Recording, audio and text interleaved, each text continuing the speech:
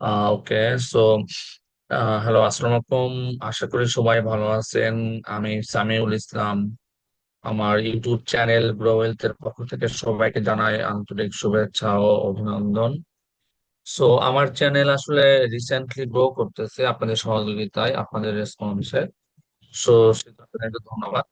এবং রিসেন্ট কিছু ভিডিও আমি যেগুলো আপলোড করেছি গত সপ্তাহে বা তার আগের সপ্তাহে, তো ভিডিওগুলো আসলে ভালো পারফর্ম করেছে এবং আপনাদের রেসপন্স পাচ্ছি আর কি। ওকে। তো আজকে যে বিষয়টা নিয়ে আমি কথা বলবো, আমি মার্কেট অ্যাসেস করে বা আমার গত 20 বছরের মার্কেট এক্সপিরিয়েন্স, আমি যে শেয়ার গুলো মানে অবজার্ভ করেছি, অবজার্ভ করে যেটা আমার আন্ডারস্ট্যান্ডিং যে এই মার্কেটে ফান্ডামেন্টাল শেয়ার কোনগুলো বা কোনগুলো শেয়ার ফান্ডামেন্টালি স্ট্রং, ইপিএস ভালো, গ্রোথ ভালো, আর্নিংস ভালো, ভালো ডিভিডেন্ড দেয়। তো এগুলো অ্যাসেস করে আমি 10টা স্টককে সিলেক্ট করেছি। তার মধ্যে আমি 4টা স্টক, এই 4টা নিয়ে আমি গত ভিডিওতে কথা বলেছি। সো আজকে আমি BRAC Bank, City Bank, Acme, Lafarge, Robi, British American Tobacco, এই 6টা নিয়ে কথা বলার চেষ্টা করব। এবং আমি এই কোম্পানিগুলোর ফান্ডামেন্টাল, টেকনিক্যাল এবং রিসেন্ট নিউজ বা রিসেন্ট অ্যাসপেক্ট, এগুলো খুবই ডিটেল বলার চেষ্টা করব, যাতে যারা এই ফান্ডামেন্টাল স্টক পছন্দ করে বা ফান্ডামেন্টাল স্টকে বিনিয়োগ করেন, তাদের জন্য ডিসিশন মেকিং এ অনেকটা হেল্পফুল হবে। আর মেইন আলোচনায় যাওয়ার আগে আমি বলে নেই যে আমার এই ডিসকাশনটা কোনো buy and sell direction indicate করে না, শুধুমাত্র লার্নিং পারপাসে। যদি আপনারা আপনাদের সেট আপে আপনাদের রিস্ক রিওয়ার্ড রেশিওতে বনে যায়, সেক্ষেত্রে আপনারা আপনাদের ডিসিশন নিতে পারেন, বাট এটা অবশ্যই আমার জাস্ট লার্নিং পারপাসে ভিডিওটা তৈরি করা। ওকে। চলেন মেইন ডিসকাশনে চলে যাই। আর আমি সাধারণত সপ্তাহে 2 দিন ভিডিও বানাই, শুক্রবার আর শনিবার। অন্যান্য দিন আসলে আমি অফিস নিয়ে ব্যস্ত থাকি, কাজের সময় পাই না। তো যারা আমার সাথে অন্যান্য দিনও কানেক্টেড থাকতে চান, তারা আমার এই ফেসবুক আইডিতে নক দিতে পারেন, অথবা ফলো বা ফ্রেন্ড রিকোয়েস্ট দিতে পারেন। আমি এখানে প্রায় শেয়ার নিয়ে কথা বলি, যেমন ইন্স্যুরেন্স সেক্টর নিয়ে আমি আজকে একটা পোস্ট দিয়েছি যে ইন্স্যুরেন্স সেক্টর আগামীতে মানে কি হতে পারে, এবং আমার চার্টের কিছু অ্যানালাইসিস ছিল। সো এটা আর কি। সো আমি যারা কানেক্টেড থাকতে চান, আমার এই ফেসবুক সামিউল ইসলাম, এখানে আপনারা ফলো বা ফ্রেন্ড রিকোয়েস্ট দিতে পারেন। ওকে। সো আজকে আমাদের ডিসকাশনের প্রথম যে টপিকসটা, সেটা ব্র্যাক ব্যাংক। ব্র্যাক ব্যাংক আসলে আমি উইকলি চার্টে শো করতেছি, আমরা ডে চার্টে কি বলে এটা আজকে বলবো না, উইকলি চার্টে বলতেছি। দেখেন, ব্র্যাক ব্যাংক আসলে যে যেখানে কিনুক না কেন, গত 15-20 বছরে, 2008 থেকে এখানে দেওয়া আছে। সো এই 15-20 বছরে ব্র্যাক ব্যাংক যে যেখানে কিনুক না কেন, এই ব্যাংক কিনে আসলে কেউ লস করেছে বলে মনে হয় না, বিকজ শেয়ারটা কিন্তু কন্টিনিউয়াসলি একটা প্যাটার্ন ফলো করে আপট্রেন্ডে যাচ্ছে এবং এখনো আপট্রেন্ডের দিকে আসছে। সো এটা হচ্ছে যে টেকনিক্যাল পজিশন, এবং রিসেন্টলি এই শেয়ারটার ভলিউম পাচ্ছে, এখানে ভলিউম ছিল, ভলিউম পাচ্ছে, সামনে বছর আবার ডিক্লারেশন আছে। তো যদি আমরা শেয়ারটার ফান্ডামেন্টাল দেখি, শেয়ারটার ফান্ডামেন্টাল কি বলে, শেয়ারটার ফান্ডামেন্টালি মার্কেট মানে পেইড আপ ক্যাপিটাল প্রায় আহ, প্রায় 2200, হ্যাঁ হ্যাঁ, প্রায় 2200 কোটি টাকা। এটা অনেক বড় পেইড আপের একটা শেয়ার, 2200 কোটি টাকা পেইড আপ ক্যাপিটাল। আর শেয়ারটা আসলে প্রতি বছর ভালো ডিভিডেন্ড দিয়ে থাকে। যদি আমরা 2015 থেকে ফলো করে থাকি, সো শেয়ারটা 2015 সালে 25% ক্যাশ ডিভিডেন্ড দিয়েছে, এবং 2015 সালে, হ্যাঁ 15 সালে ক্যাশ মানে শুধু ক্যাশ ডিভিডেন্ডে দিয়েছে। 16 সালে 10% ক্যাশ, এবং 16 সালে 20% বোনাস, এবং প্রতি বছরই দেখেন 21 সালে 7.5% ক্যাশ, 7.5% বোনাস, 22 সালে 7.5% ক্যাশ, 7.5% বোনাস, এভাবে দিয়ে আসতেছে। কিন্তু গত বছর সেটা 15% ক্যাশ, 15% বোনাস দিয়েছে, যেটা খুবই অ্যাট্রাকটিভ ফ্রম ব্যাংকিং সেক্টর। আচ্ছা, শেয়ারটা কেন ভালো ডিভিডেন্ড দিচ্ছে এবং ডিভিডেন্ড গ্রো করতেছে, বিকজ দেখেন এই শেয়ারটা এক এক কোয়ার্টারে, এই 2026-এর ফার্স্ট কোয়ার্টারে 2 টাকা 90 পয়সা আর্নিংস করেছে, যেটা যদি আমরা 4 কোয়ার্টার কনসিডার করি, এটা অ্যারাউন্ড 11 টাকা বা 10 টাকার উপরে যাবে। আর যদি গত বছরে 2025 সালের আমরা আর্নিং পার শেয়ারটা দেখি, 2025 সালে আর্নিং পার শেয়ার ছিল 9 টাকা 12 পয়সা, আর যেটা 24 সালে ছিল 6 টাকা 95 পয়সা, 23 সালে ছিল 4 টাকা 73 পয়সা। মানে ভালো একটা আর্নিংস গ্রোথ এখানে আছে প্রতি বছর। শেয়ারটার পি মাত্র 6.92, আর ডিভিডেন্ড yield এখানে 2.38। এটা অনলি ক্যাশ ডিভিডেন্ডের ক্ষেত্রে, বোনাসটা আসলে এখানে কনসিডার করা হয়নি। সো বোনাস কনসিডার করলে এটা মোর দেন 6-7 হয়ে যাবে আর কি। আর শেয়ারটার সবচেয়ে স্ট্রং পয়েন্ট হচ্ছে শেয়ারটাতে প্রচুর পরিমাণে বিদেশি বিনিয়োগকারী আছে। 34.69% শেয়ারটার ফরেন হোল্ডিং, মানে ফরেন ইনভেস্টরেরা এই শেয়ারটাতে বিনিয়োগ করে আছে। আর পাবলিক পোর্শন মাত্র 7%, ইনস্টিটিউশন হোল্ডিং করতেছে 12.14%। তো ফান্ডামেন্টালি এই মার্কেটে ব্যাংকিং সেক্টরে সবচাইতে ভালো পারফর্ম করা, সবচাইতে স্ট্রং, ইভেন ঢাকা স্টক এক্সচেঞ্জের মধ্যে কনসিস্টেন্ট পারফর্মার বলতে পারি আমরা এই শেয়ারটাকে। আর এই শেয়ারটা যদি আমরা আরেকটু দেখি যে শেয়ারটা আসলে ইনকাম কেমন, তো দেখা যাচ্ছে যে ইন্টারেস্ট ইনকাম এটা 21 সালে 2400 কোটি টাকা ছিল, সেটা এই 26 সালে এসে 83, মানে 8,300 কোটি টাকা। আর ইন্টারেস্ট মানে expense paid, net interest income যেটা হয় এটা 1,691 কোটি টাকা, যেটা 2021 সালে 1,631 কোটি টাকার মতো ছিল। ওকে, সো ইন্টারেস্ট ইনকামে আসলে শেয়ারটা খুব বেশি যে করতেছে এমনটা মনে হচ্ছে না, কিন্তু শেয়ারটার মেইন স্ট্রং পয়েন্ট যেটা, সেটা হচ্ছে যে এই যে আদার্স, মানে এই শেয়ারটার মানে কম্পিটিটর আর অন্যান্য investment আছে, শেয়ার কেনা আছে, স্টক কেনা আছে, বন্ড কেনা আছে, আহ তারপরে সঞ্চয়পত্র কেনা আছে, অনেক কিছু কেনা আছে। তো সেইগুলো থেকে যে ইনকাম, এটা 2021 সালে 1,462 কোটি টাকা ছিল। আর 2026 সালে এসে এটা 68,6,845 কোটি টাকা, মানে এখানে একটা হিউজ, মানে মোর দেন 4 টাইমস এখানে গ্রো করছে আর কি। তো সেই ক্ষেত্রে আমরা যদি টোটাল নন ইন্টারেস্ট ইনকামের গ্রোথটা দেখি, এটা 22 সালে 26%, 23 সালে 33%, 24 সালে 85%, 25 সালে 43%, এবং 26 সালে আসে 38%। মানে এটা কন্টিনিউসলি একটা হিউজ গ্রো করতেছে, এবং এই পয়েন্টটাই হচ্ছে এই ব্র্যাক ব্যাংকের সবচেয়ে স্ট্রেংথ বা সবচেয়ে স্ট্রং পয়েন্ট। এবং সেই ক্ষেত্রে ওইটাকে কনসিডার করে টোটাল রেভিনিউ কিন্তু 2,800 কোটি টাকা থেকে 8,332 কোটি টাকায় চলে আসছে, যেটাতে একটা কনসিস্টেন্ট গ্রোথ 7%, 24%, 21%, 38%, 29%, 27, মানে একটা কনসিস্টেন্ট গ্রোথ এখানে আছে, যেটা এই ব্যাংকটার ডিভিডেন্ড এবং শেয়ার হোল্ডারদের কনফিডেন্স কে অনেক বুস্ট আপ করেছে। সেটা যদি আমরা ইপিএস দেখি, ইপিএস কিন্তু গত বছর ছিল 8 টাকা 70 পয়সা, যেটা 2021 সালে ছিল 2 টাকা 39 পয়সা। সো এখানে একটা মেনশনেবল গ্রোথ আছে। আর যদি ডিভিডেন্ড গ্রোথ দেখি, ডিভিডেন্ড গ্রোথ হচ্ছে যে 7%, 43%, 37%, 34%, 34%, মানে ভালো একটা ডিভিডেন্ড গ্রোথ আছে। ওভারঅল যারা মানে এই মার্কেটে সেফ ইনভেস্টমেন্ট করতে চান, মানে যারা ডিভিডেন্ড নিতে পছন্দ করেন, একটু লং টার্ম ইনভেস্টমেন্ট করেন, still BRAC bank can be a good choice for them. এটা আমি জাস্ট বেসড অন ডাটা এবং বেসড অন বললাম। আপনারা আপনাদের অ্যানালিসিস করে, আপনাদের রিস্ক রিওয়ার্ড রেশিওর সাথে ম্যাচ করে, ইনভেস্টমেন্ট রিস্ক টলারেন্স কনসিডার করে আপনারা আপনাদের ডিসিশন নিতে পারেন। আমাদের আজকের পরের স্টকটা হচ্ছে যে সিটি ব্যাংক। সিটি ব্যাংকও ব্র্যাক ব্যাংকের মতো একটা কনসিস্টেন্ট সালে, যেটা 2 টাকা প্রাইস ছিল, বা 2005 সালে এসে যেটার প্রাইস ছিল হচ্ছে যে 6 টাকা, সেটা এখন মার্কেটে 31 টাকা। এবং এই যারা লং টার্ম ইনভেস্টমেন্ট পছন্দ করে, যারা লং টার্ম ইনভেস্টর আছে, এই স্টকটাও কিনা আসলে কেউ কখনো আসলে লস করেনি, কারণ শেয়ারটা কন্টিনিউসলি আপ ট্রেন্ডে আছে, আপ ট্রেন্ডে কারেকশন, আপ ট্রেন্ড কারেকশন, মানে আপ ট্রেন্ডেই চলতেছে আর কি। তো যদি শেয়ারটার আমরা মানে ফান্ডামেন্টালটা দেখি, মার্কেট প্রাইস এখন 31 টাকা 80 পয়সা। এটাও কনসিস্টেন্ট ডিভিডেন্ড দিয়ে থাকে। 2017 সালে 19% ক্যাশ দিয়েছিল। আচ্ছা, 19% ক্যাশের সাথে 5% বোনাস দিয়েছিল। 18 সালে 6%, 5% বোনাস। 19 সালে 15%, 15%, হ্যাঁ, এরকম। সো প্রতি বছর কিন্তু ভালো ডিভিডেন্ড। গত বছর 15% ক্যাশ এবং 15% বোনাস দিয়েছে as like BRAC bank. So এই শেয়ারটাও আসলে মার্কেটে ভালো ডিভিডেন্ড দেয়।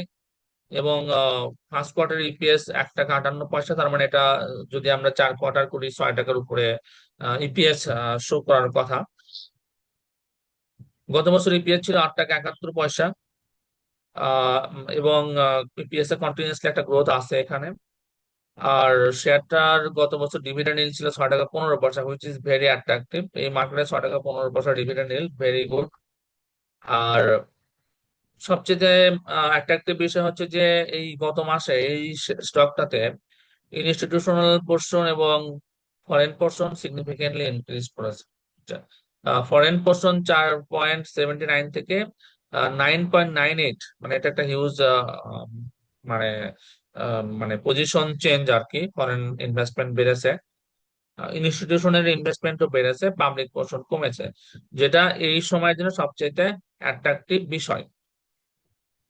আর যদি আমরা একটু ইনডেপথে শেয়ারটার লাইক ডেটা দেখি, সেটা কি বলে।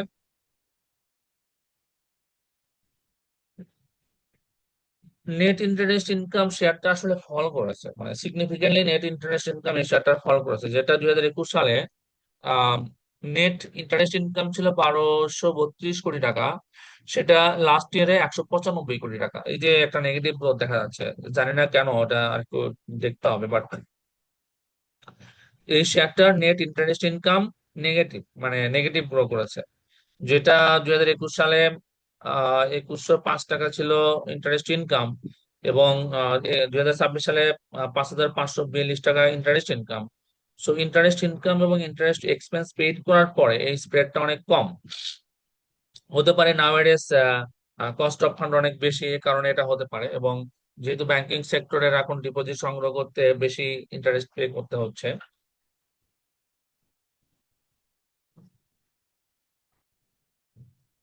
কিন্তু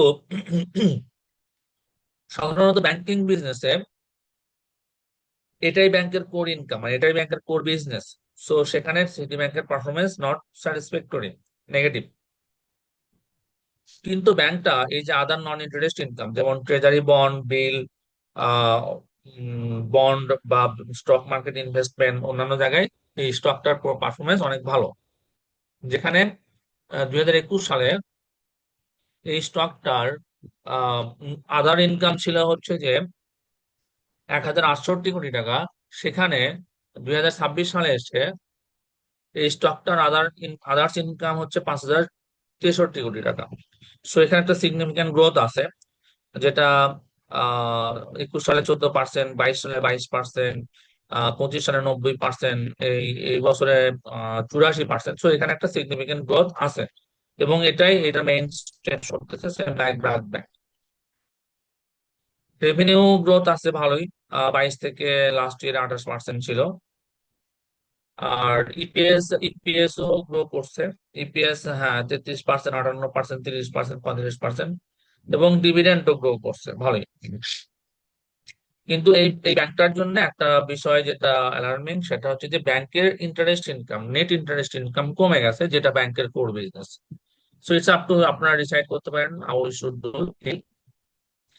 আমার পরে লাফার্স বলছে, তো এই শেয়ারটা মার্কেটে অনেক ভাইব শোনা যায় যে ভালো ইনকাম, ফান্ডামেন্টালি ভালো, এই জন্য আমি আজকে দেখার চেষ্টা করলাম।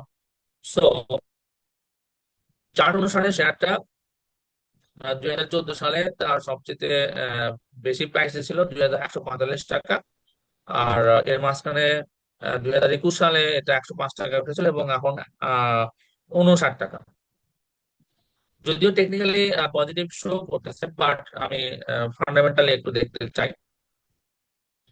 ফান্ডামেন্টাল অনুসারে স্টকটা প্রায় 1161 কোটি টাকা পেইড আপ ক্যাপিটাল, যেটা অনেক বড় পেইড আপের একটা শেয়ার। আর গত বছর 40% ক্যাশ ডিভিডেন্ড দিয়েছে, তার আগের বছর 38%, তার আগের বছর 50%, মানে ভালো ক্যাশ ডিভিডেন্ড দিয়ে আসতেছে। শেয়ার প্রতি 5 টাকা, 3 টাকা, 4 টাকা। সো শেয়ারটা ভালো ক্যাশ ডিভিডেন্ড দিয়ে আসতেছে। আর এবার ফার্স্ট কোয়ার্টার ইপিএস ছিল 97 পয়সা, যদি 4 কোয়ার্টার করি 3 টাকা 50 পয়সা সামথিং আসে আর কি। আর গত বছর ইপিএস ছিল 40 টাকা, 4 টাকা 40 পয়সা, মানে ইপিএস একটা গ্রোথ ছিল আর কি। সবচেয়ে অ্যাট্রাকটিভ বিষয়, গত বছর ডিভিডেন্ড ইল 8 টাকা 57 পয়সা, যেটা বলতে গেলে একটা হিউজ, মানে সবচেয়ে একটা ভালো একটা ডিভিডেন্ড ইল দেখাচ্ছে এখানে।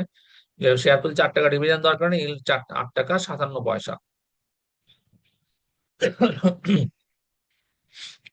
আচ্ছা, আর শেয়ারটাতে ফরেন পোর্শন আছে, অল্প একটু আছে, বাট একটু বেড়েছে।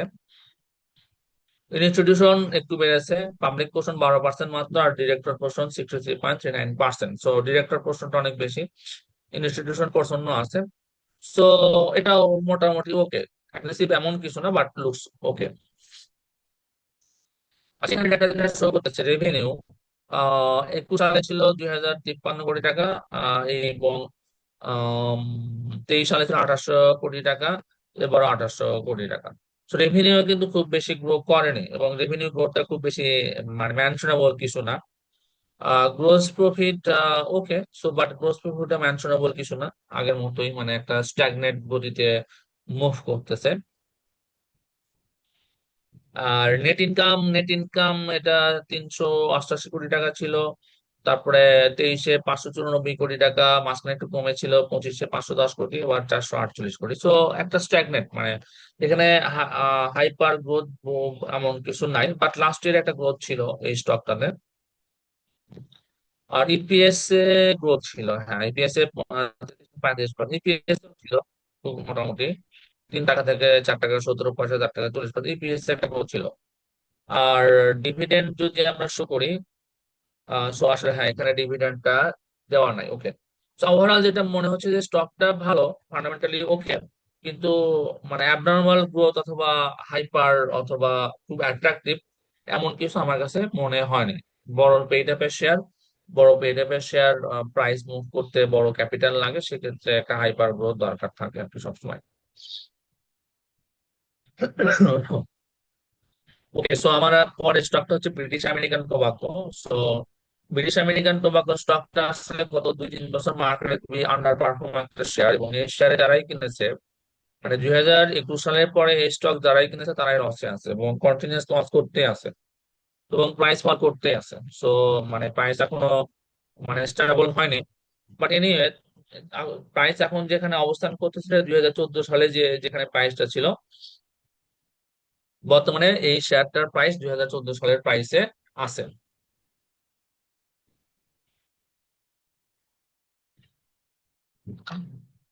এই শেয়ারটার কিছু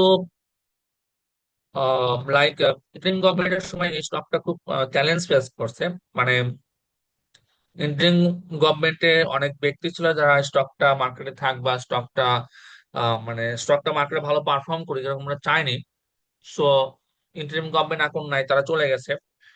সো স্টকটা, এবং সাথে হচ্ছে যে ইন্টারিম গভর্নমেন্টের সময় একটা মেজর এই কোম্পানিটার একটা মেজর রিস্ট্রাকচারিং করতে হয়েছে, যেটা তাদের মহাখালী ফ্যাক্টরিকে সাভারে স্থানান্তরিত করতে হয়েছে, এবং যেটার কারণে একটা হিউজ ইনভেস্টমেন্ট দরকার ছিল, এবং একটা হিউজ শিফটিং এর ব্যাপার ছিল, অনেক কিছুই চেঞ্জ হচ্ছে। তো সেই সময় একটা বড় ধাক্কা গেছে। আর এই ধাক্কার কারণে আসলে এই যে যে ফলটা আমরা দেখতেছি এখানে, ওই ধাক্কার কারণে আসলে এই ফলটা ছিল। বাট আমার মনে হয় কোম্পানি সেই ফলটা কেটে উঠেছে, এবং প্রাইস আবার মুভ করার চেষ্টা করতেছে। তো ফান্ডামেন্টালি কি বলে, ফান্ডামেন্টালি দেখা যাক।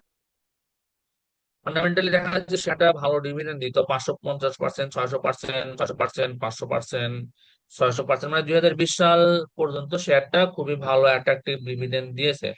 সাথে 2020 সালে এবং 2018 সালে 200% করে বোনাস দিয়েছে, যেটা হিউজ হিউজ। আচ্ছা, এই বোনাসটা আসলে এখনো স্টিল এই যে শেয়ার প্রাইসের যে ডাউন ট্রেন্ড, এই বোনাসটা আসলে স্টিল এই কোম্পানি অ্যাডজাস্ট করতেছে। গত বছর ছিল 30% ডিভিডেন্ড, বিকজ যেটা বললাম যে গত বছর একটা হিউজ এক্সপেন্স ছিল ফর রিস্ট্রাকচারিং। আর তার আগের বছর 2024 সালে 300% ডিভিডেন্ড ছিল। 300% ইজ ওকে। সো এই কোম্পানির জন্য 300% ডিভিডেন্ড ইজ ওকে, একসেপ্টেবল। প্রথম কোয়ার্টার ইপিএস 3 টাকা 88 পয়সা, আর গত বছর ইপিএস ছিল 10 টাকা। সো এবার যদি 3 টাকা 88 পয়সাকে 4 কোয়ার্টার করি আমরা, 12 টাকার উপরে ইপিএস বা 15 টাকার উপরে ইপিএস যাওয়ার কথা। আর কোম্পানিটা ডিভিডেন্ড ভালো ছিল, 2024-এও 8 টাকা 16 পয়সা ডিভিডেন্ড ছিল, কিন্তু গত বছর কোম্পানিটা কম ডিভিডেন্ড দেওয়ার কারণে ডিভিডেন্ড কমে গেছে, বিকজ তাদের একটা আলাদা এক্সপেন্স ছিল। ইনস্টিটিউশন পোর্শন 14.33%, ফরেন পোর্শন একটু কমেছে 2.99, পাবলিক পোর্শন একটু বেড়েছে 9.13%। আর শেয়ারটা যদি আমরা আর কি দেখতে দেখি, সেটা কিন্তু রেভিনিউ যেটা ছিল প্রতি বছর মানে 2021 সালে রেভিনিউ ছিল 7,482 কোটি টাকা। 24 সালে 9,944 কোটি টাকা। 25 সালে 8,342 কোটি টাকা এবং এবার 8,096 কোটি টাকা। সো রেভিনিউ মোটামুটি এক মানে গ্রোথ নাই, বাট স্ট্যাগনেট ধরে রেখেছে আর কি। একটু নেগেটিভ গ্রোথ, 16% নেগেটিভ ছিল গতবার, এবার 11% নেগেটিভ। আর ইন্টারেস্ট এক্সপেন্স কোম্পানিটার আগে ছিল 371 কোটি টাকা, গত বছর 1,800 কোটি টাকা। 180 কোটি টাকা ইন্টারেস্ট এক্সপেন্স, এটা কোম্পানির জন্য একটা নেগেটিভ সাইড। ইন্টারেস্ট এক্সপেন্স বেড়েছে। নেট ইনকাম অনেক কমেছে, নেট ইনকাম গ্রোথ নেগেটিভ। আর সাথে ডিভিডেন্ড গ্রোথও নেগেটিভ, মানে নেগেটিভ মানে ভালো নেগেটিভ আর কি। এনিওয়ে, বাট আমার মনে হয় এই কোম্পানিটা খুব তাড়াতাড়ি আবার ওভারকাম করার দিকে যাচ্ছে আর কি।